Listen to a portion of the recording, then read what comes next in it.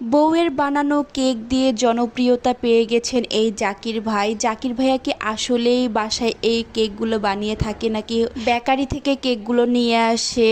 Cake কি আসলেই ঠিকঠাক থাকে নাকি কেকগুলো গলে যায়? এবং ভাইরাল এই কেক কোন জায়গায় বসে, লোকেশন সহ সব কিছুই আপনাদের সাথে আজকে শেয়ার করব। সো হ্যালো ফ্রেন্ড, কেমন আছেন সবাই? আই হোপ আপনারা সবাই ভালো আছেন। এতক্ষণ আমার ভিডিও দেখে হয়তোবা বুঝেই গিয়েছেন আমি আজকে কোথায় গিয়েছিলাম। হ্যাঁ, আমি আজকে ভাইরাল কেক খেতে গিয়েছিলাম, কিন্তু এখানে যেই ভিড়, ঠেলাঠেলি করে অনেক কষ্ট করে আমি ঢুকতে পেরেছি এবং একটা ভিডিও করতে পেরেছি আর এক পিস কেক নিতে পেরেছি।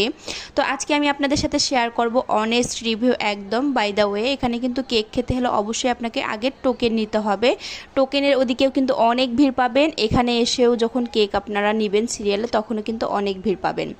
সো চলেন আজকে শেয়ার করা যাক কেকের রিভিউ কেমন এবং এই কেকের লোকেশন কোথায়। তো অনেকে হয়তো বা জিজ্ঞেস করেন এবং মনে প্রশ্ন থাকে এতগুলো কেক আনে কিভাবে এবং এগুলো কি গলে যায়? ভাই অবশ্যই গলে যায়। কেকগুলো আপনি দেখতে বুঝতে পারবেন, কেকগুলো কিন্তু মোটামুটি একদম গলার পর্যায়ে অনেকটাই গলে গিয়েছে।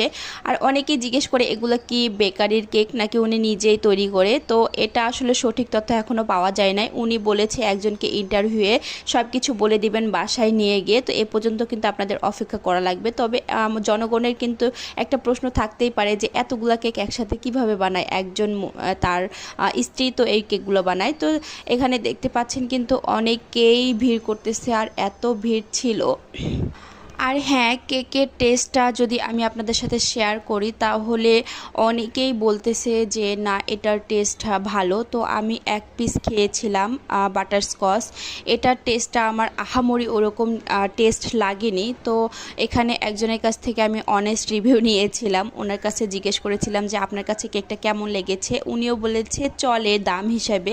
তো আমারও কিন্তু এইটাই মনে হয়েছে যে দাম হিসেবে চলে, ওরকম আহামরি কোনো টেস্ট নেই। আর হ্যাঁ, একটা কথা না বললেই নয়। তো যারা এই ভিডিওটা ভাইরাল করেছেন, ওনাকে যারা ভাইরাল করেছেন, আমি বলবো উনি করে কাচ্ছে কাক। ওনার রিজিক হয়তো বা এভাবেই ওনার সব কিছুতে দেখতেছে অনেকেই বাধা দিচ্ছে, অনেকে অনেক ধরনের প্রশ্ন করতেছে। ভাই উনি 100 টাকায় কেক বিক্রি করে খাচ্ছে, খাক না ভাই, এত কোশ্চেন কেন বলেন তো?